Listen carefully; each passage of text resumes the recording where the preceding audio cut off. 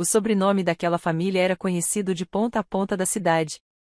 Era só alguém mencionar a família Arantes em que logo surgia um misto de respeito e inveja, como se fosse possível engarrafar prestígio e vender em prateleira de supermercado. O patriarca, Augusto Arantes, tinha erguido o império de restaurantes com as próprias mãos, temperadas por suor, noites mal dormidas e uma visão teimosa de que comida boa e bem servida não precisava de etiquetas douradas para conquistar clientes. Augusto vinha do nada. Literalmente nada. A lembrança mais antiga dele era de caminhar descalço em estradas de terra batida, o estômago roncando, e a mãe tentando disfarçar a falta de comida com histórias inventadas de fadas que transformavam fome em coragem. Cresceu sabendo que o mundo não perdoava preguiçosos nem arrogantes.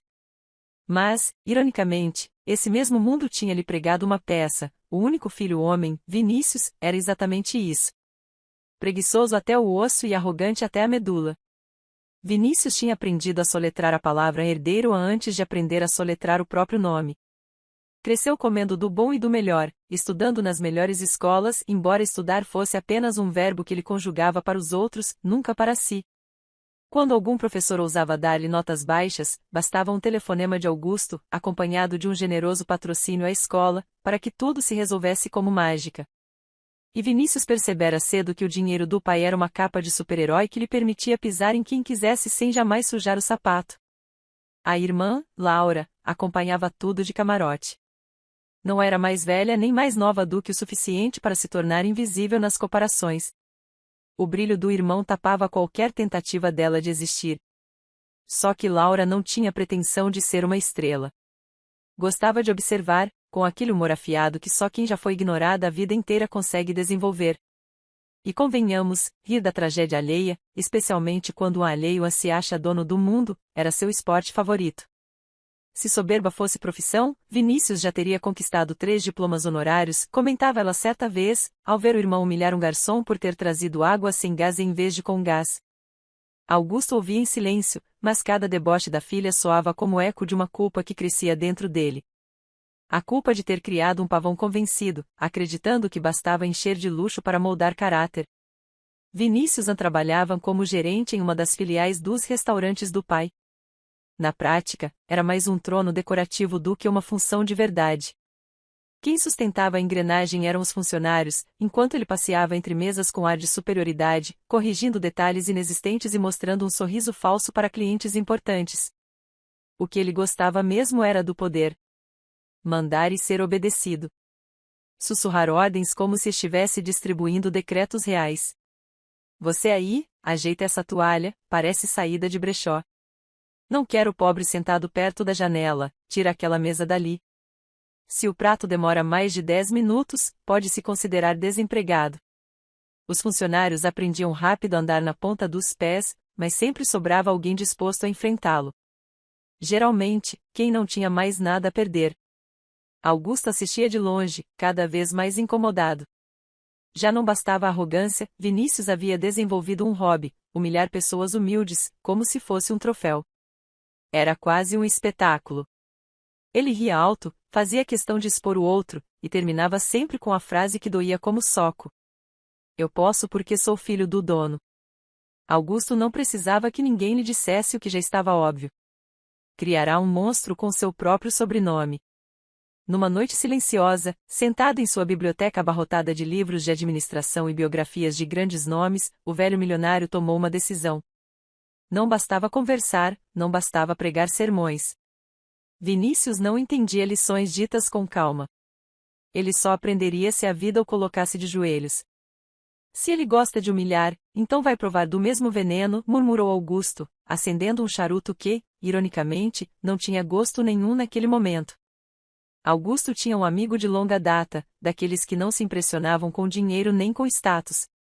Chama-se Joaquim, ex-mecânico aposentado, viúvo, dono de uma simplicidade quase irritante para os padrões da elite.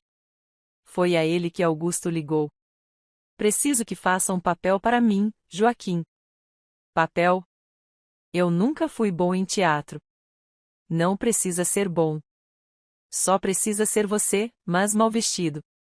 Quero que vá a um dos restaurantes e peça comida. Quero ver como Vinícius reage. Joaquim deu uma risada curta, mas seus olhos brilharam. Então chegou a hora de testar o príncipe herdeiro? Chegou a hora de saber se ele tem salvação ou se merece o que está vindo. No dia marcado, Joaquim vestiu roupas velhas, amassadas, e um boné rasgado. Fez questão de não se barbear. Seus passos eram firmes, mas sua postura encurvada denunciava o personagem. Augusto estacionou em frente à filial em um carro simples, com vidros escuros, e ficou observando. Ao lado dele, Laura, com olhos atentos e um sorriso meio perverso. Isso vai ser melhor que assistir novela, disse ela, cruzando os braços. Aposto que ele vai gritar em menos de 5 minutos. O restaurante estava cheio, hora do almoço. Joaquim entrou, e imediatamente os olhares começaram a se mover. Vinícius, no balcão, ergueu a cabeça e franziu o senho, como se tivesse visto um vírus invadindo sua fortaleza de porcelana. Boa tarde, será que poderiam me dar um prato de comida? Pediu Joaquim, a voz calma, mas firme. O silêncio caiu por um segundo. Alguns clientes desviaram os olhos. Vinícius sorriu de canto, aquele sorriso venenoso que precedia a crueldade. Você entrou no lugar errado, meu amigo. Aqui é restaurante, não albergue. Vá mendigar em outro lugar. Joaquim não se moveu. Apenas respirou fundo, mantendo a serenidade de quem já tinha visto arrogância demais na vida. Eu só pedi comida. Isso bastou para inflamar Vinícius. Ele atravessou o salão, aplaudindo lentamente, como se o momento merecesse espetáculo. Palmas para a ousadia. Quer comer de graça, na frente de gente decente. Ele ergueu a voz, garantindo que todos ouvissem. Sabe o que você merece? Um empurrão de volta para a sarjeta. E, sem cerimônia, segurou o braço de Joaquim e começou a arrastá-lo em direção à porta. Foi então que um funcionário da limpeza, um senhor magro, de mãos calejadas, largou o esfregão e se colocou na frente de Vinícius. Solte ele. A voz do homem ecoou firme, mais firme do que Vinícius esperava ouvir de alguém que vivia de balde e rodo. Está me dando ordens agora? Vinícius arregalou os olhos, indignado. Você é só o limpador de chão. E você é só um menino mimado que nunca soube o valor de nada. As palavras foram como bofetada. Nesse instante, Augusto abriu a porta do carro e atravessou a rua. Não havia mais disfarce. Sua presença impôs silêncio imediato. Então é assim que você trata um idoso que pede comida? A voz dele cortou o ar como lâmina. Vinícius, ainda segurando Joaquim pelo braço, tentou se justificar. Pai, ele estava incomodando os outros clientes. Eu só. Cale-se. Augusto não gritou, mas sua voz tinha a força de um trovão. Você não merece o cargo que tem. Não merece o sobrenome que carrega. A partir de hoje, está demitido. O choque percorreu o salão. Vinícius empalideceu. O quê? Vai entregar seu crachá para o senhor da limpeza. Esse, sim, merece ocupar seu lugar. Laura, do carro, não conteve a risada. Era a primeira vez que via o irmão ser esmagado no próprio palco. Vinícius atirou o crachá no chão com raiva e saiu batendo a porta de vidro. E ali, diante de funcionários e clientes, o milionário Augusto Arantes coroou um homem humilde e destituiu o filho que acreditava ser rei. O dia seguinte amanheceu com um gosto metálico na boca de todo mundo que trabalhava naquela filial. Não era sangue, embora tivesse havido feridas. Era o sabor de um silêncio pesado, feito de olhares que se evitavam e de passos que escolhiam o caminho mais longo para não cruzar lembranças do dia anterior. Laura chegou cedo, sem pressa e sem esforço teatral. Havia nela a calma de quem sabe reconhecer um terremoto e, ainda assim, medir onde pisar para não cair na própria fenda. Entrou, cumprimentou a hostes, observou o salão como quem fotografa a cena do crime e reparou no rodapé mal limpo, no brilho tímido da madeira, na ansiedade invisível pendurada nas lâmpadas. O homem da limpeza estava de camisa engomada, novidade do guarda-roupa improvisado às pressas pela equipe administrativa. Disseram o nome dele, e o nome ficou gravado em Laura como coisa séria que merece respeito: Anselmo. Ele segurava o crachá com as duas mãos, como se fosse uma fotografia de família antiga, e o prendia ao bolso com o cuidado de quem coloca um broche na lapela antes de uma cerimônia. O crachá dizia gerente. Anselmo não dizia nada. O silêncio dele era de gente que entende o peso das palavras e economiza cada sílaba para quando realmente importa. Fica bem em você, disse Laura, sem floreios, para testemunhar o momento. Eu só sei trabalhar, ele respondeu baixinho. E prefiro continuar sabendo. A equipe o rodeou com a timidez de quem aprende um idioma novo, mas logo a timidez cedeu lugar a pequenos gestos práticos. Dona Cida, a cozinheira, levou uma caderneta para ele anotar prioridades. O Maitre, que antes apenas fazia contas e sorria em fotografias com clientes importantes, apareceu com um mapa das mesas e um lápis grafite. Um garçom foi buscar café e interrompeu o passo no meio do caminho, lembrando que amanhã pedia sobriedade. Voltou com água e um copo. Laura observava tudo com o mesmo interesse com que assistia a tempestades pela janela. Achava lindo o encontro da coragem com a necessidade. Achava irresistível a maneira como o trabalho tem o péssimo hábito de revelar quem realmente sabe fazer alguma coisa. E, como sempre, o comentário ácido surgiu dentro dela, doce como limão: se o mundo fosse justo, crachás nasceriam grudados em calos, não em sobrenomes. Augusto, por sua vez, não fez discursos. Apareceu, apertou a mão de Anselmo, olhou nos olhos dele como quem confere a estabilidade de um pilar, e assentiu com a cabeça. Nada de microfone, nada de palanque. O velho empresário carregava no corpo a autoridade cansada de quem já andou muito. O silêncio dele dizia mais do que um auditório inteiro recitando slogans. Hoje a casa funciona normalmente, avisou Augusto à equipe, de maneira seca. E funciona bem. Qualquer dúvida, procurem o gerente. O gerente é Anselmo. A frase ficou no ar como um aviso de tempestade prestes a desabar sobre as traseiras da vaidade. Deu tempo de 2 mesas pedirem o prato do dia, de um cliente perguntar pelo vinho da safra antiga e de Anselmo reorganizar em uma página de caderno um turno que costumava ser comandado por gritos. Não houve gritos. Houve combinações. Foi quando o desastre de carne e osso apareceu, vestindo a camisa social preferida, um sorriso postiço e a incapacidade crônica de ler a própria insignificância. Vinícius atravessou a porta como se fosse o protagonista de um filme feito para agradar apenas a ele mesmo. Parou no meio do salão, calculou a luz sobre o cabelo, e procurou uma plateia. Os olhos acharam os de Laura. Ela cruzou os braços. Ele sorriu. Ela retribuiu com um tédio que caberia em um parágrafo quase vazio. Vim buscar minhas coisas, anunciou Vinícius, com a entonação de quem pretende transformar qualquer frase em evento. E, se possível, a dignidade que tentaram me roubar. A dignidade ninguém te roubou porque você aguarda num cofre que só abre por dentro, Laura respondeu, sem se mover. Acho que perdeu a chave há muitos anos. Os funcionários se entreolharam, duvidando entre o riso e o receio. O Maitre pigarreou aquele pigarro de quem tenta pedir paz sem pedir paz. Anselmo se manteve onde estava, os ombros firmes, a testa limpa. Seu crachá foi entregue, disse o gerente novo, sem veneno, apenas com a vara de pescar da seriedade. Suas coisas estão guardadas no escritório. A equipe de recursos humanos vai fazer contato. E o expediente segue. O salão está cheio. Vinícius soltou uma risada curta, barulhinho de metal contra metal. Tentou caminhar até o balcão, mas estacionou os pés ao ver Augusto, que surgia de dentro do corredor com a calma da rocha que não precisa correr para se impor. Pensei que teria repensado, começou o filho, tentando colar educação por cima de ressentimento. Fizeram um teatro ontem. Foi exagero. Você fez, corrigiu Augusto.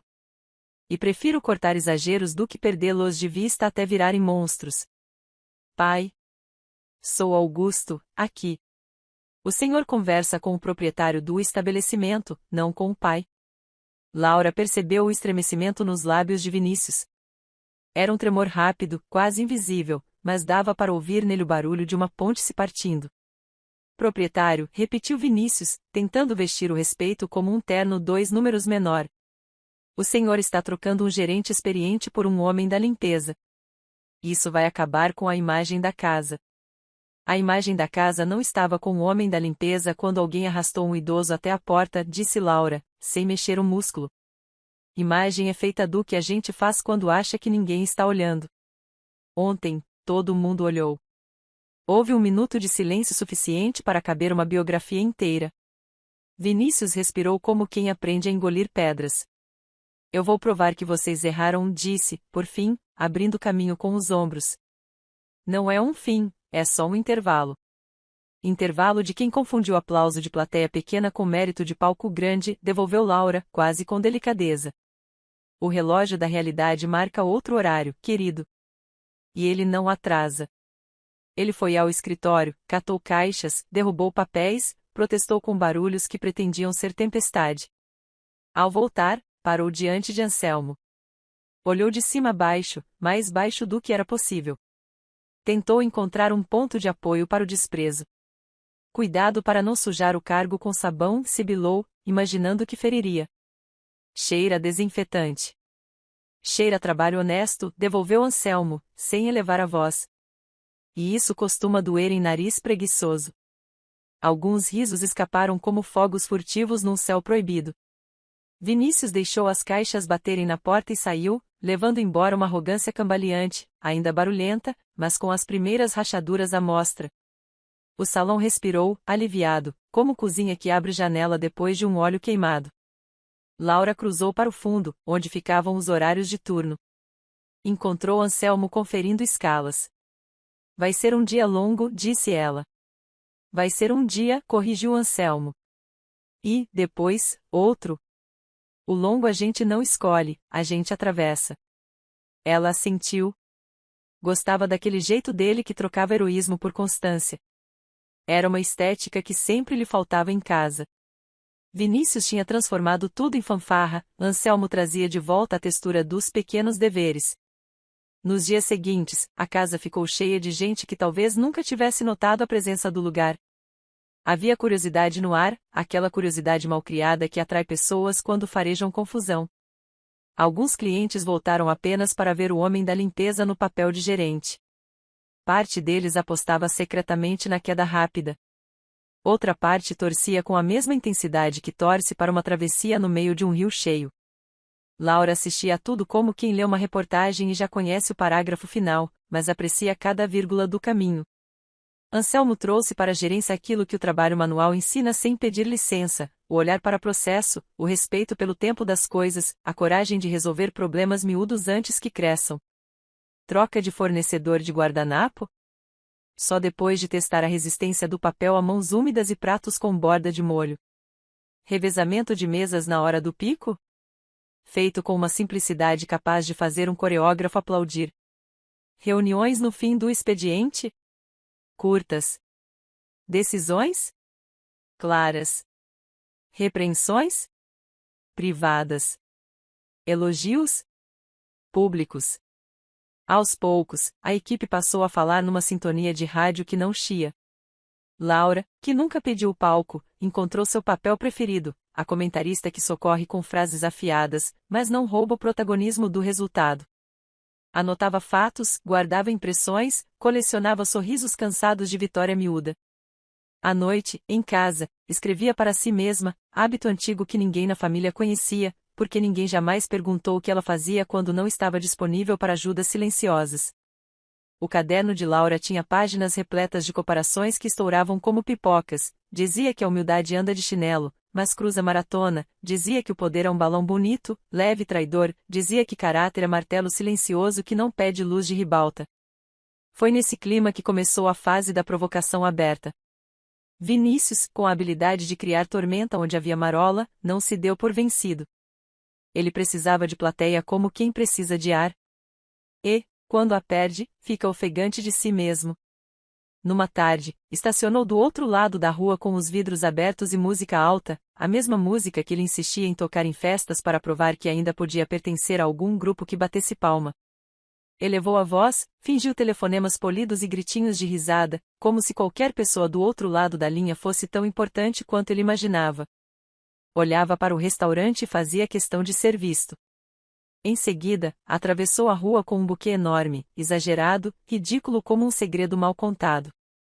Entrou no salão com passos teatrais e a intenção mal disfarçada de ferir. Trouxe flores para o novo gerente e anunciou, depositando o arranjo sobre o balcão. Para ver se aprende que isso aqui não é quintal de estender roupa. O buquê tinha flores raras misturadas com folhas artificiais. Os exageros que Vinícius escolhia sempre vinham com algum plástico. Anselmo olhou para as flores como quem olha para uma chuva fora de época. Agradeceu. Retirou as folhas artificiais com a mesma paciência com que retirava guardanapos amassados dos bolsos de antigos clientes. Colocou as flores reais em água.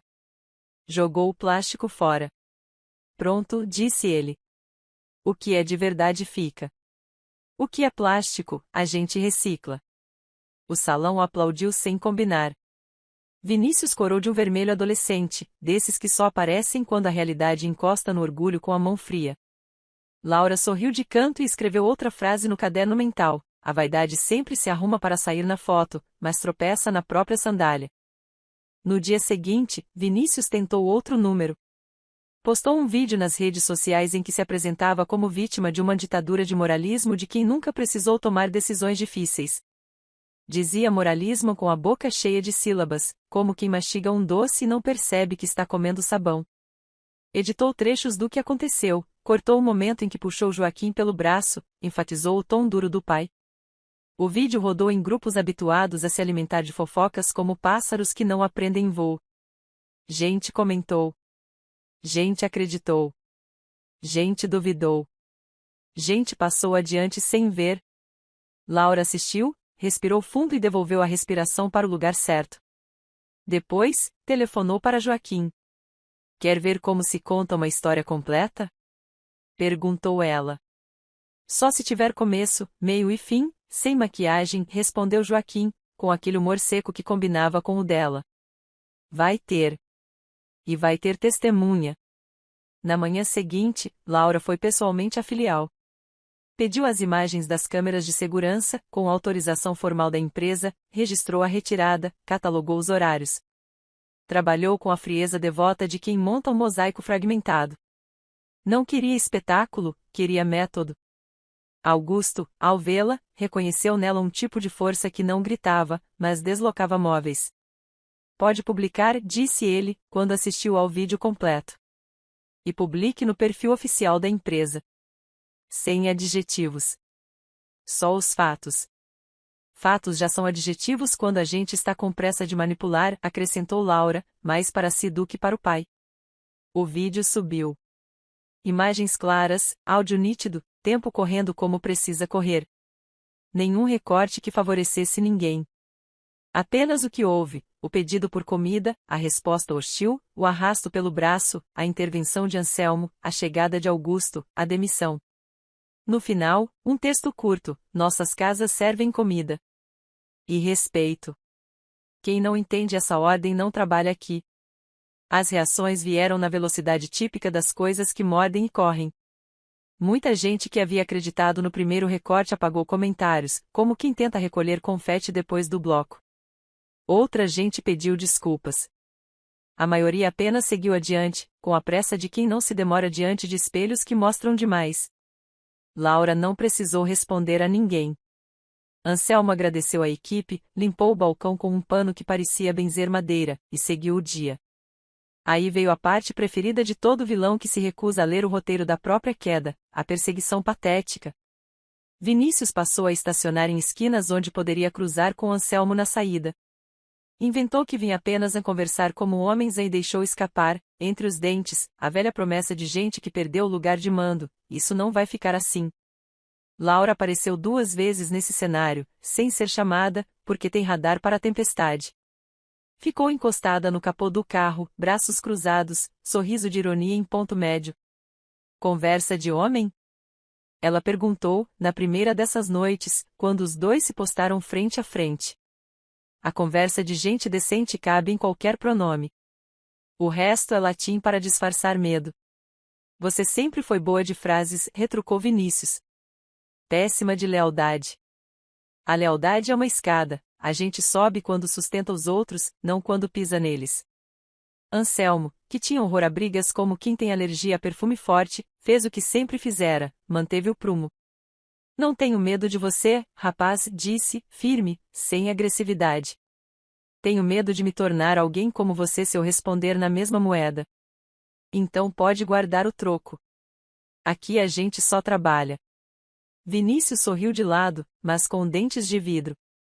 Balançou as chaves do carro, como quem agita sinos em igreja vazia, e foi embora com o barulho de pneus ansiosos. A rua ficou quieta de novo, e o ar voltou a ser respirável. Cada gesto seguinte consolidou o novo ritmo. Clientes antes intocáveis tiveram que aprender a fazer pedidos com por favor, porque Anselmo deu à equipe a permissão de dizer não a exigências humilhantes. A cozinha se organizou em estações, e o tempo dos pratos começou a respeitar o tempo das pessoas, e não o capricho do garçom mais eloquente. Em poucos dias, os comentários passaram a elogiar a atmosfera que não se vê, mas se sente, aquela soma de respeitos que não aparece na fotografia do prato, porém muda o sabor do que vai à boca. Numa tarde particularmente cheia, Augusto chamou Laura para um canto discreto do salão. Não havia solene emoção, havia uma pergunta que o pai carregara durante muitos anos sem coragem de enunciar. Por que você nunca quis estar na frente? Ele perguntou.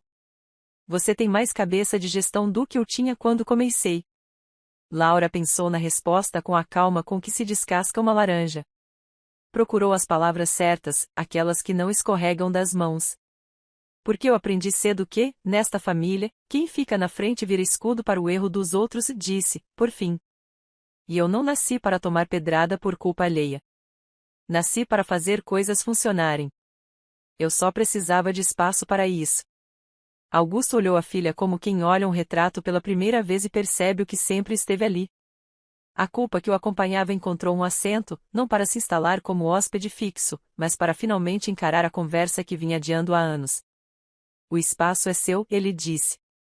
E eu deveria ter dito isso há muito tempo. Laura deu um meio sorriso que, na boca dela, equivalia a uma salva de palmas. O espaço é de quem usa bem. Eu uso. Anselmo usa. O resto aprende. Ou desocupa. Naquela mesma noite, Vinícius tentou a grande cartada de quem não sabe perder público. Apareceu acompanhado de um pequeno grupo de aliados, gente que sempre precisou do reflexo do brilho alheio para fingir luz própria. Entraram em fila, fizeram barulho, perguntaram em voz alta se aquele é o restaurante que agride gerentes com lições de moral.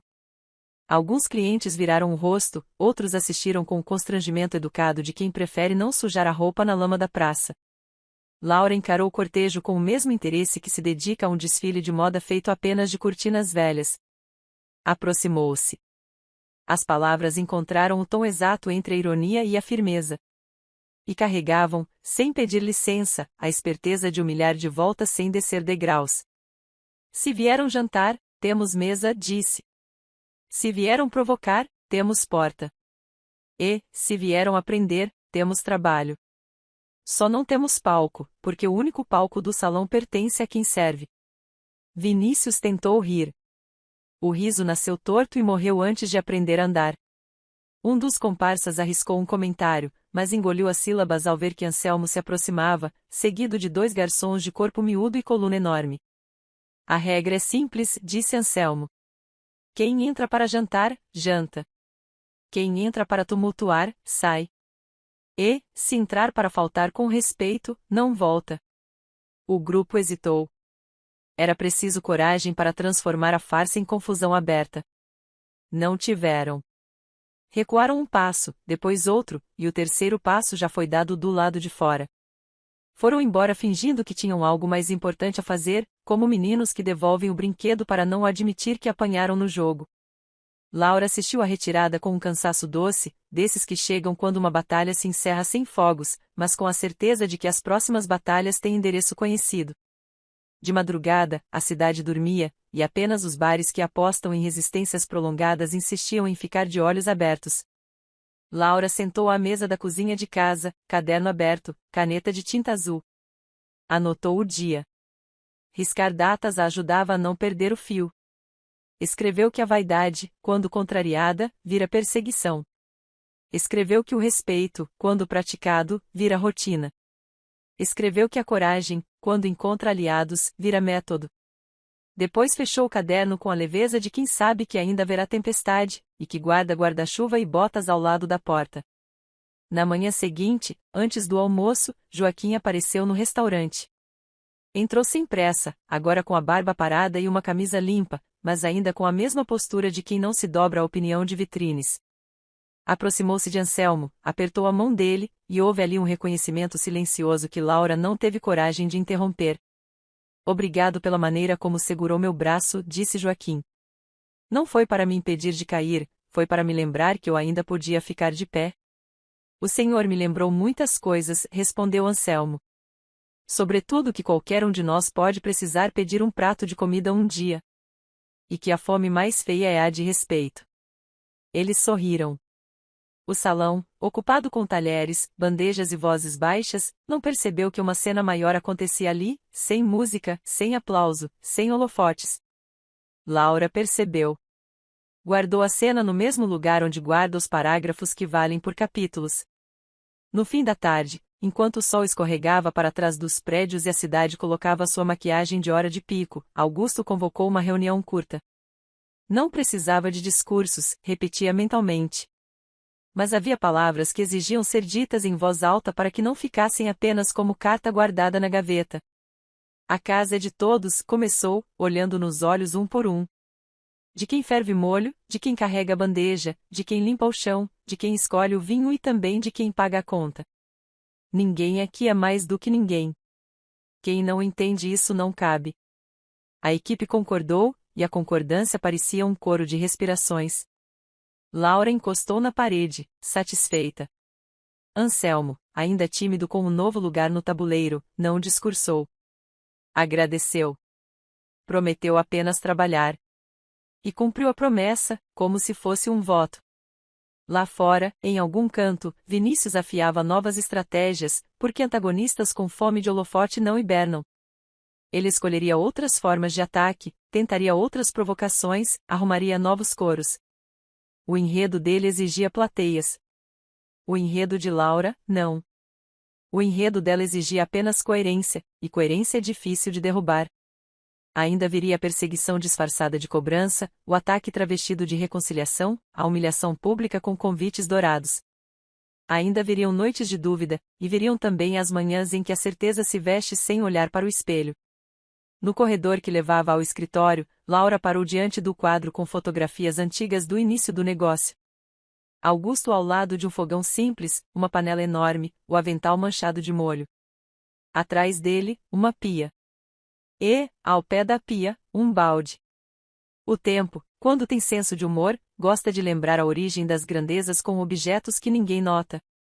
Laura tocou o vidro, de leve, como quem acorda um retrato. E disse, sozinha, num tom que só os quadros conseguem ouvir. Amanhã continua. E eu também. O capítulo fechava ali, não como porta batida, mas como cortina que cai no fim de um ato bem ensaiado. A plateia invisível da cidade respirava, seguia, esquecia. Laura lembrava por todos. E, na lembrança dela, a história não perdia contorno. Ao contrário. Ganhava. Porque, às vezes, o que há de mais revolucionário é ver um homem que varria o chão aprender a desenhar mapas de sala. E ver um homem que sempre caminhou sobre tapetes vermelhos tropeçar no primeiro desnível da calçada. E ver, principalmente, uma mulher que nunca pediu o holofote guiar a luz para onde o trabalho acontece. Sem fanfarra. Com ironia. Quando preciso. Com firmeza sempre. Com a paciência de quem sabe que, mais cedo do que tarde, o mundo se reorganiza em torno do que é de verdade. A cidade tinha memória curta, mas o orgulho ferido de Vinícius não. Ele acordava todos os dias com a mesma ressaca de quem bebeu só da fonte do próprio ego, cabeça pesada, olhos irritados e uma incapacidade crônica de aceitar que não era mais o rei do pequeno castelo onde antes reinava com sorrisos cínicos e ordens gritadas. No primeiro mês após a queda, Vinícius ainda se comportava como se a demissão fosse apenas um pesadelo temporário. Usava roupas caras, mantinha as mesmas rotinas de compras exageradas e falava alto ao celular em restaurantes, fingindo que lidava com negócios urgentes. O problema é que ninguém mais comprava a encenação. Ele era agora o espetáculo triste de uma peça em que o protagonista esqueceu as falas e insiste em improvisar para não ser expulso do palco. Laura, sempre com a língua mais afiada que faca de chefe, acompanhava à distância e comentava mentalmente, como quem assiste a uma novela ruim só para rir dos exageros: olha só, o pavão continua abrindo as penas, mas esqueceu que o vento muda. Agora, em vez de beleza, só espalha penugem. Enquanto Vinícius se agarrava ao título de vítima, Anselmo consolidava a autoridade sem alarde. O restaurante prosperava. O ambiente ficará mais leve, e até os clientes perceberam. Muitos voltaram pela comida, mas ficaram pelo clima de respeito que substitui a arrogância do antigo gerente. Augusto observava satisfeito, mas não iludido. Ele sabia que Vinícius não engoliria a derrota em silêncio. O filho tinha aprendido desde cedo que era impossível perder, afinal, sempre havia alguém para limpar sua bagunça. Dessa vez, não haveria. Esse silêncio dele é perigoso, comentou Augusto certa noite, enquanto Laura rabiscava anotações em seu inseparável caderno. Perigoso para quem não sabe rir, ela respondeu, sem levantar os olhos. Eu, pessoalmente, estou adorando assistir ao espetáculo. Augusto suspirou. Tinha orgulho da ironia da filha, mas temia que o filho não aceitasse a derrota com a mesma resignação que os adultos aprendem a cultivar. O primeiro ato de vingança de Vinícius foi tão patético que merecia um troféu de vergonha alheia. Decidiu organizar uma campanha contra o restaurante do pai. Criou perfis falsos na internet, postou avaliações negativas e espalhou boatos de que o local maltratava clientes. Laura quase caiu da cadeira de tanto rir quando leu. Os pratos são péssimos, e o gerente atual não sabe sorrir. Recitou, imitando um tom dramático.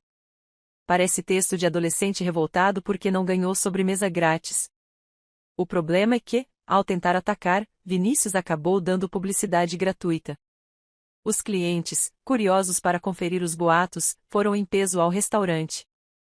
Descobriram que a comida continuava impecável, e o novo gerente, Anselmo, tratava todos com respeito. Resultado: filas dobrando a esquina. Augusto, ao saber da campanha, apenas comentou. Até para sabotar, ele é incompetente. Laura, sarcástica como sempre, completou. É que sabotagem exige cérebro. Cansado de ser ignorado, Vinícius tentou outro tipo de ataque, a aparição dramática. Escolheu o dia de maior movimento e entrou no restaurante acompanhado de alguns amigos tão vazios quanto ele. Vestia terno caro, mas mal ajustado, como quem tenta provar uma riqueza que já escorria pelos dedos. Vim jantar, anunciou, autossuficiente para chamar atenção. Quero ver se o tratamento especial ainda existe para quem tem o sobrenome Arantes. O salão silenciou. Todos sabiam quem ele era e o que havia acontecido. Laura, presente como sempre, cruzou os braços e murmurou apenas para si. Lá vem o espetáculo de circo com palhaço que não faz ninguém rir. Anselmo aproximou-se com calma. Não havia medo, apenas firmeza. Aqui, todos são tratados com respeito. Se deseja jantar, temos mesa. Eu quero a mesa da janela, exigiu Vinícius, a mesma que costumava reservar para impressionar clientes e pretendentes. Está ocupada. Anselmo respondeu sem pestanejar. Então tirem quem está lá. Eu sou filho do dono. Augusto levantou-se de onde estava, não como cliente, mas como juiz silencioso de uma disputa inútil. A voz dele cortou o ar. Filho, você já não é gerente. E, se continuar, não será nem cliente. Risos discretos escaparam pelo salão. A cada palavra, a imagem de Vinícius desmoronava em público. Ele saiu de lá furioso, deixando a conta para trás e os amigos, constrangidos, tiveram que pagar. O orgulho não pagava boletos. E, sem o salário do cargo de gerente, Vinícius começou a sentir na pele o gosto da realidade. O cartão de crédito bloqueado, os amigos falsos desaparecendo, as roupas caras ficando velhas sem substitutas. A ironia de Laura não perdoava. Ele sempre disse que sabia administrar. Esqueceu de contar que era só o dinheiro do pai. Tentou entrevistas em outros restaurantes, mas ninguém queria contratar um ex-gerente demitido pelo próprio pai em plena luz do dia. A cidade não esquecia cenas públicas. Ele era, agora, uma piada repetida nos corredores de negócios. Meses depois, o reencontro inevitável aconteceu em um supermercado. Laura fora comprar alguns itens quando o viu. Vinícius, de uniforme azul, arrumava prateleiras com expressão amarga. Era repositor.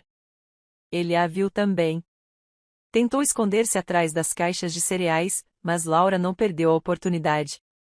Olha só quem finalmente descobriu a gravidade, comentou, com ironia doce. Depois de tanto viver no ar, parece que o chão tem lições interessantes. Não estou aqui porque quero. Ele respondeu, seco. E quando é que você quis alguma coisa que exigisse esforço? Devolveu, sorrindo. Os colegas de Vinícius observaram a cena com curiosidade. Era a primeira vez que viam um arrogante ex-gerente reduzido a um simples trabalhador. Laura, satisfeita, foi embora sem prolongar a humilhação. O silêncio já falava mais alto que qualquer palavra. À noite, no seu caderno, Laura escreveu: o trono vazio pesa mais do que uma cadeira simples. Quem se acostuma a mandar sem saber fazer não sobrevive ao primeiro empurrão. Vinícius, finalmente, conheceu a palavra humildade. Não porque quis, mas porque o mundo a enfiou em sua garganta como remédio amargo. E remédio não é doce, mas cura. Ela fechou o caderno com a serenidade de quem sabia que a história ainda não havia terminado. A queda do irmão era apenas o começo de um aprendizado forçado. Mas, para Laura, a lição principal já estava clara: o poder sem caráter é um castelo feito de areia, e as ondas não pedem licença para invadir. A cidade ainda tinha fofoca fresca no paladar, mas já mastigava com menos entusiasmo. O que não perdia sabor era a insistência de Vinícius em reciclar a própria soberba. O mundo, que costumava abrir portas para ele com tapete clarim, agora só abria se ele empurrasse. E empurrar, descobriu, dá trabalho. Trabalhar, então, nem se fala. Laura observava esse aprendizado torto com a paciência de quem assiste um relógio atrasado tentando alcançar a hora certa. Não o ajudava. Não o atrapalhava. Apenas registrava, com aquele humor que corta sem levantar a voz. O restaurante seguia firme sob a batuta silenciosa de Anselmo. Havia rigor nos detalhes, mas sem afetação. O brilho da madeira era feito de rotina, não de espetáculo. Os talheres descansavam paralelos, as toalhas sustentavam o peso das conversas, e o tempero chegava sempre no tempo das panelas, nunca no capricho do relógio alheio. Augusto passava pelas mesas como quem revisita uma casa antiga e encontra os objetos no lugar exato em que deveriam estar desde o começo. Laura se permitia um gosto discreto de orgulho: o negócio da família, pela primeira vez em muito tempo, parecia respirável. Foi nesse clima de ordem recém-descoberta que chegou o primeiro ataque sério. Não mais a palhaçada dos comentários anônimos, nem a visita performática de quem precisa de plateia para existir. Era uma denúncia formal. Em papel timbrado, com carimbo e protocolado. Dizia haver irregularidades graves na higiene da casa. A assinatura era de um escritório conhecido por transformar qualquer miudez em terremoto. Anexos traziam fotografias desfavoráveis: um ralo com água acumulada, uma caixa de verduras supostamente mal armazenada, um funcionário sem touca em um recorte infeliz. Laura folheou o material com o mesmo cuidado com que se lida com vidro quebrado. Reconheceu ali a mão de quem coleciona sombras para fingir noite. Ele começou a brincar de gente grande, disse, apoiando os papéis sobre o balcão. Pena que ainda não aprendeu que sombra só existe quando tem luz. Anselmo não dramatizou. Demorou-se nos detalhes como sempre. Buscou registros, relatórios, imagens do circuito interno. Catalogou horários, apontou responsáveis, convocou a equipe para uma revisão coletiva de procedimentos. O medo não entrou na cozinha. Entrou a seriedade. E, sem barulho, tudo foi colocado ainda mais no prumo do que já estava. Quando os fiscais chegaram, não encontraram barricada. Encontraram organização. Os combalidos recortes de fotografia viraram comparação com o tempo real, e o tempo real venceu com folga. Em vez de advertência, houve elogio. E em vez de escândalo, houve relatório decente, feito por quem tem o hábito de não se impressionar com holofotes. A casa não deve nada à vigilância, disse um dos fiscais, guardando o caderno. Se todas fizessem assim, nossa agenda teria folga. Laura sorriu com a boca e com os olhos. Guardou a frase no caderno mental onde arquiva vitórias que não precisam de fogos. Anselmo agradeceu sem jeito, como quem recebe um presente e o guarda para abrir depois, longe das vistas. Do outro lado da rua, Vinícius mordeu o próprio orgulho. Tinha apostado em humilhar e colheu o contrário. Não recuou. Antagonistas não recuam, trocam de máscara. Ele decidiu experimentar a estratégia do convite gentil com espinho dentro. A mensagem chegou ao celular de Laura com uma educação excessiva que cheirava a verniz fresco. Convidava para uma homenagem em um evento gastronômico local, em que antigos gerentes de casas tradicionais seriam celebrados pela contribuição ao cenário da cidade. O texto não dizia que Vinícius seria o mestre de cerimônias. Não dizia, tampouco, que alguns dos aliados de sempre, nostálgicos dos tempos de voz alta e ordem torta, estariam no palco. Augusto leu a mensagem 2 vezes, o olhar preso num ponto entre o sílaba e a desconfiança. Vai ser armadilha, disse Laura, sem dramatizar. Mas armadilhas também servem para capturar quem monta. Você quer ir? Concluiu Augusto. Quero. E não para dar troféu. Para dar contexto. O evento ocupou um salão amplo de teto alto, cheio de lustres que fingiam luxo. Havia uma fileira de cadeiras em tecido claro e um palco com microfone posicionado ao centro, como se aguardasse uma ópera. Atrás, um telão preguiçoso exibia fotografias aleatórias de pratos. Laura entrou sem pressa, vestida com a sobriedade que mais irrita vaidosos, nada pedia aplauso além do olhar firme. Vinícius surgiu com sorriso de vitrine. Caminhou como quem mede passo em centímetros de achismo. O microfone reconheceu a voz ensaiada. Ele anunciou nomes, distribuiu adjetivos com mão larga, chamou à frente 2 ou 3 aliados e, por fim, ergueu um envelope. Temos uma menção honrosa a um ex-gerente cuja trajetória, embora interrompida por conflitos, merece reflexão. O telão escureceu e, no lugar de pratos, surgiram recortes de vídeos mal editados, com frases pinçadas e cenas cortadas. A montagem tentava sugerir que a demissão fora injusta, que a casa agira com aspereza, que a tradição de família estava sendo traída por amoralismos novos. A plateia se remexeu num desconforto disperso. Não havia indignação coletiva. Havia, no máximo, constrangimento. Laura não esperou a cena terminar. Levantou a mão, pediu o microfone com a gravidade de quem levanta uma tampa de panela quente. A entrega foi inevitável. Ela respirou, e o ar do salão pareceu alinhar a própria coluna. Menção honrosa, repetiu, mirando Vinícius sem hostilidade, mas sem verniz. Palavra bonita para quando a história exige adjetivo para disfarçar o substantivo. O murmúrio no salão ficou atento. Ela prosseguiu, sem pressa. O que aconteceu naquela casa, todos viram. Um idoso pediu comida. Um gerente, meu irmão, arrastou esse idoso pela porta. Um homem da limpeza, Anselmo, interveio. O proprietário, Augusto, demitiu quem precisava ser demitido. Não houve teatro. Houve realidade. Ela dói quando a gente confunde holofote com sol. Vinícius tentou rir, aquele riso de metal arranhando metal. Laura não cedeu palco. E já que o assunto é homenagem, eu proponho outra. Uma homenagem ao trabalho que não se exibe. Ao silêncio que sustenta. À rotina que não pede aplauso. Trago aqui, sem edição e sem trilha, o relatório da última visita dos fiscais, a lista de treinamentos realizados, as metas de desperdício reduzido, os nomes de quem evoluiu de função. Isto é contribuição. O resto é barulho. Não houve gritos de aprovação. Não havia torcida organizada.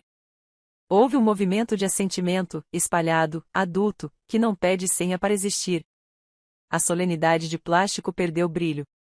Alguns aliados de Vinícius recolheram o entusiasmo como quem puxa uma toalha antes que a louça caia. Na semana seguinte, o cerco mudou de esquina. Vinícius recrutou um influenciador de ocasião, especialista em transformar contratempos em viral. A missão: gravar uma experiência desastrosa no restaurante. O plano era infantil, mas barulhento. O rapaz entrou com uma câmera discreta, pediu alterações absurdas nos pratos, cronometrava o tempo do garçom ao segundo, mediu com os dedos a distância do copo à borda da mesa, declarava, em voz quase audível, a intenção de a expor à casa. Era como assistir um truque que esqueceu de esconder o fio. Anselmo não caiu no convite para a briga. Atendeu o cliente com rigor.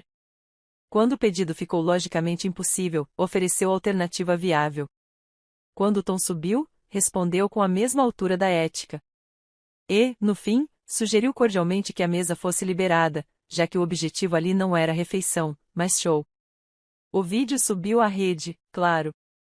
Editado, dramático, com trilha de suspense. Durou pouco.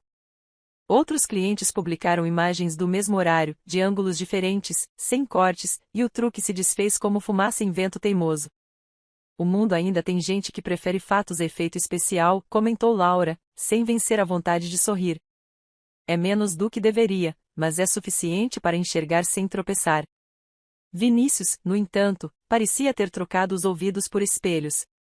Não escutava nada além do barulho da própria imagem quebrando. E imagem quebrada corta. Ele decidiu atrás de outra máscara, a do arrependido performático. Mandou mensagens à equipe dizendo querer a conversa de reconciliação. Chamou Anselmo para um encontro em local público, sob o pretexto de pedir desculpas. Laura, com aquela intuição que o treino dá, foi junto. Não como guarda, mas como testemunha. O encontro aconteceu no salão vazio de um espaço de eventos, onde mesas empilhadas formavam torre e cadeiras viradas de cabeça para baixo pareciam acrobatas descansando. Vinícius chegou com um buquê exagerado de flores coloridas e um discurso pronto. Pedia perdão, mas exigia reconhecimento. Falava de família, mas cobrava lugar. Na primeira palavra encostada em chantagem, Laura tocou o braço de Anselmo e balançou a cabeça de leve. Não é pedido de perdão, é pedido de retorno com o tapete e disse, sem elevar a voz. Perdão se dá, lugar se merece. Eu mudei e insistiu ele, como quem empilha e fala alto para se escutar melhor. Aprendi com a queda. Quem aprende com a queda chega com calo novo, não com colônia de perfume, devolveu Laura. E não pede palco para mostrar moral. Vive. Anselmo respirou fundo, e a respiração foi a coisa mais firme daquela sala. Se o Senhor quiser mesmo mudar, eu torço para que mude. Mas o caminho não passa por aqui. A casa está bem. E eu não sabotei ninguém para estar onde estou. O buquê ficou deslocado no meio da cena, como uma exclamação fora de frase. Vinícius largou as flores sobre uma mesa, fingiu dignidade e foi embora sem conseguir sustentar as costas retas. Quando a porta se fechou, Laura retirou as fitas plásticas do arranjo e salvou apenas as flores de verdade. O resto foi para o lixo. Hábitos são teimosos, disse. Mas a realidade é mais teimosa do que qualquer hábito. O cerco apertou de outro lado. Um antigo fornecedor, leal a Vinícius por nostalgia, atrasou deliberadamente uma entrega importante. Anselmo rearranjou o cardápio com uma calma de relojoeiro que recoloca ponteiros sem reclamar do tempo. O que seria uma crise virou exercício de criatividade. Clientes aceitaram a troca com gentileza, notando que havia ali menos desculpa e mais honestidade. Laura, por dentro, anotou outro provérbio particular: quem deve favores a bajuladores paga com juros humilhantes. Houve ainda a noite do discurso. Um grupo local de profissionais da gastronomia convidou Anselmo para falar sobre gestão. O homem quase recusou, envergonhado por ter de contar em palavras o que sempre fez com as mãos. Laura o convenceu. Não é vaidade. É registro. E registro impede que distorçam o que aconteceu. Ele foi. Subiu ao palco pequeno de um auditório simples e contou o básico: combinar turnos, respeitar o tempo dos pratos, ouvir a cozinha, proteger a equipe na frente do cliente e cobrar em particular, medir desperdício, elogiar esforço. Falou sem truque, sem metáfora rebuscada. Foi aplaudido de pé por gente que reconhece a beleza do concreto. Na plateia, discretamente encostado na parede, estava Vinícius, de braços cruzados. O rosto dele era um mapa de incompreensão. É só isso? Murmurou, audível o suficiente para que Laura, sentada a 2 fileiras, ouvisse. É só isso que andam aplaudindo? Sim, respondeu ela, sem virar a cabeça. E esse só sustenta o mundo inteiro. Quando o evento terminou, algumas pessoas cercaram Anselmo para agradecer. Ele sorria, tímido, como quem recebe um casaco quente numa noite fria. Augusto apertou-lhe o ombro com um gesto raro de afeto público. Laura notou, do canto do olho, que Vinícius se retirava antes do último aplauso, derrotado por uma simplicidade que ele não sabia combater. Foi também nesse período que Augusto chamou a filha para uma conversa de mesa limpa, sem papéis por cima. Havia uma pasta fechada, sim, Mas ficou quieta no canto da mesa até que as palavras fizessem o trabalho eticamente antes do trabalho legal. Eu errei, disse ele, sem adornos. Errei por muito tempo. Errei com você, por não ver. Errei com ele, por deixar. Laura não apressou a absolvição. Deu ao silêncio o tempo necessário para que os dois respirassem à mesma altura. Corrigir não apaga, mas conserta, disse, enfim. E o conserto exige duas coisas, firmeza e continuidade. Augusto girou a pasta uma fração, como quem oferece um capítulo à leitura. Não abriu. Não era a hora de revelar. O gesto, no entanto, disse mais do que as páginas guardadas ali. Eu vou fazer o que precisa ser feito, afirmou. Sem cartazes. Faça, respondeu Laura. E mantenha. O instante é fácil, difícil é a manutenção. Naquela noite, ao deitar, ela escreveu: o cerco não se desfaz, ele se cansa. E quando o cerco cansa, a verdade expira um alívio que nem precisa de festa. Registrou também que os ataques mudam de roupa, mas costumam calçar o mesmo sapato apertado, sempre deixam marcas nos próprios pés. O capítulo ainda guardava a cena final, a que armaria o tabuleiro para a última partida. Vinícius resolveu apostar na maior das iscas, a família. Ligou para a mãe, que andava calada por escolha própria desde o episódio público, e chorou ao telefone com a habilidade de quem chorou poucas vezes, mas sempre em frente à plateia certa. Pediu que ela intercedesse por ele em nome da paz da casa. Marcou um jantar na casa antiga, onde os retratos em preto e branco fingiam histórias sem arestas e os móveis guardavam lembranças polidas. Laura foi. Não por nostalgia. Foi porque aprendeu desde cedo que evitar palco não impede que inventem falas em seu nome. Entrou, cumprimentou, sentou-se. Havia uma mesa posta com aparato de cerimônia e uma cadeira vazia no lugar central, guardada para Augusto. Vinícius falou primeiro, voz baixa, sílabas encenadas, mão pousada sobre a toalha como quem abençoa o tecido. Quero a família de volta, disse, e o uso do substantivo como argumento soou como instrumento desafinado. Quero reparar. Reparar é verbo, não discurso, cortou Laura, sem violência. E verbo se conjuga com gesto. Eu me ofereço para ajudar na casa, insistiu. Posso treinar a equipe, cuidar do relacionamento com clientes, fazer o que sempre fiz. O que você sempre fez foi confundir volume com valor, respondeu.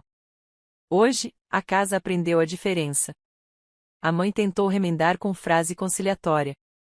Augusto chegou, ouviu o final da conversa, colocou as chaves sobre o aparador e apenas disse: não há retorno. Há caminho novo.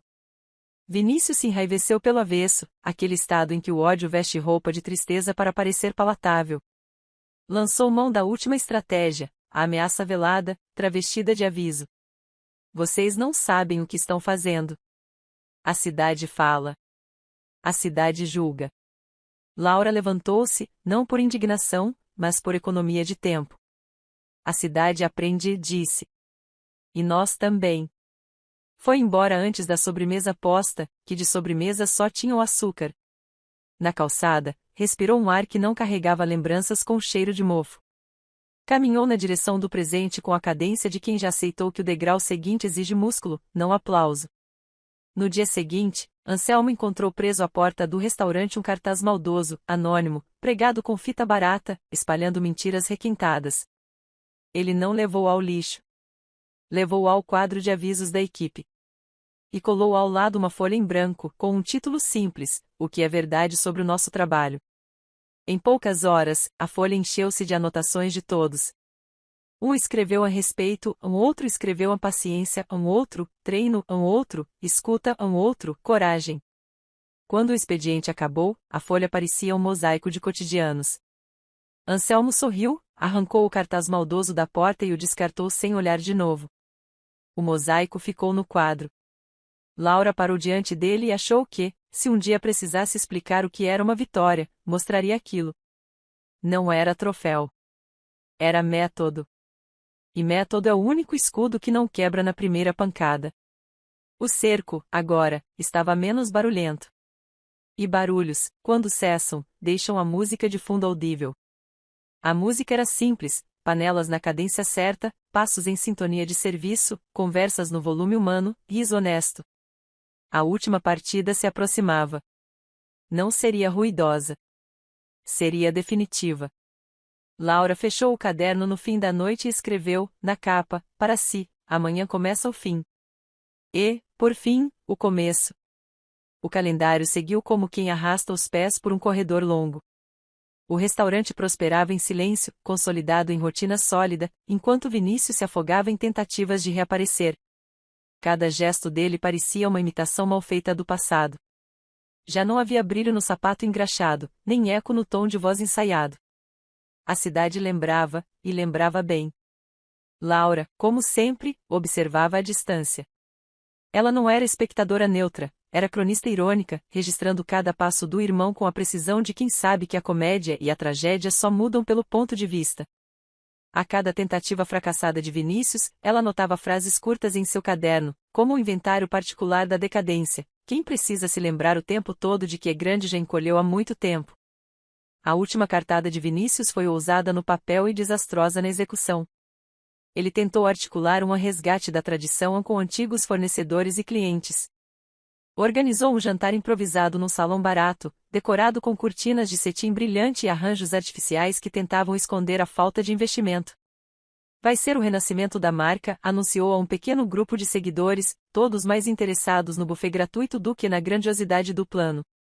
Laura soube do evento antes mesmo que o convite chegasse. Não recusou. Foi. Não por nostalgia, mas porque sabia que a ausência vira munição para quem inventa narrativas. Entrou sozinha, sentou-se discretamente ao fundo, e observou. Vinícius discursava como se ainda tivesse público. Falava de glória passada, de um futuro promissor, de a renovação da herança.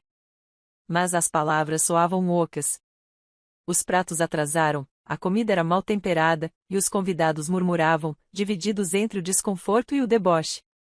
Quando tentou apresentar um novo cardápio em que copiava descaradamente receitas do restaurante original, Laura levantou-se, calmamente, e caminhou até o palco improvisado. Pegou o microfone sem pedir. Esta cidade já conhece a receita original, disse, sem elevar o tom. E também conhece o cozinheiro que arrastou um idoso pela porta quando ele pediu um prato. O problema não está no tempero, e sim na falta de caráter. O salão silenciou. Alguns convidados, constrangidos, deixaram os talheres no prato. Outros se levantaram e saíram. O espetáculo desmontou-se em minutos. Vinícius, vermelho de raiva e humilhação, largou o microfone e fugiu pelos fundos. Dias depois, Augusto reuniu a família em sua casa. Não havia festa, nem cerimônia. Apenas uma mesa limpa, uma pasta de documentos e a presença inevitável dos três, ele, Laura e Vinícius. Chegou a hora de encerrar este capítulo, disse Augusto, a voz firme, mas não cruel. Vinícius, você está oficialmente fora dos negócios da família. Não terá participação, nem retorno. Está deserdado. O silêncio que se seguiu foi denso. Vinícius riu, mas o riso saiu quebrado. Vai me trocar por um faxineiro? Vou trocar soberba por trabalho, respondeu Augusto. E herança por dignidade. Laura, sem resistir, completou. Faxineiro limpa o chão. Você só sujou o sobrenome. Vinícius não retrucou. Pegou o casaco, saiu sem despedida e bateu a porta com a força de quem ainda tenta fazer barulho para ser notado. Meses depois, o destino tratou de organizar a cena final. Laura, como quem não resiste a ironias do acaso, entrou no supermercado para comprar frutas. Andava distraída pelos corredores quando viu, de relance, o uniforme azul. Era ele. Vinícius estava ali, empilhando caixas de macarrão instantâneo. O olhar cansado, a postura encolhida, a pressa de quem trabalha por hora. Não havia plateia, nem palanque, nem palco. Apenas prateleiras e tarefas. Laura aproximou-se. Ele percebeu, mas não tentou esconder-se. Apenas parou, segurando uma caixa. Veio rir de mim? Perguntou, a voz baixa, sem energia. Não, respondeu Laura, séria. Já ri o suficiente. Só vim confirmar que a vida finalmente te ensinou o que a família não conseguiu. Ele desviou o olhar. Não havia réplica.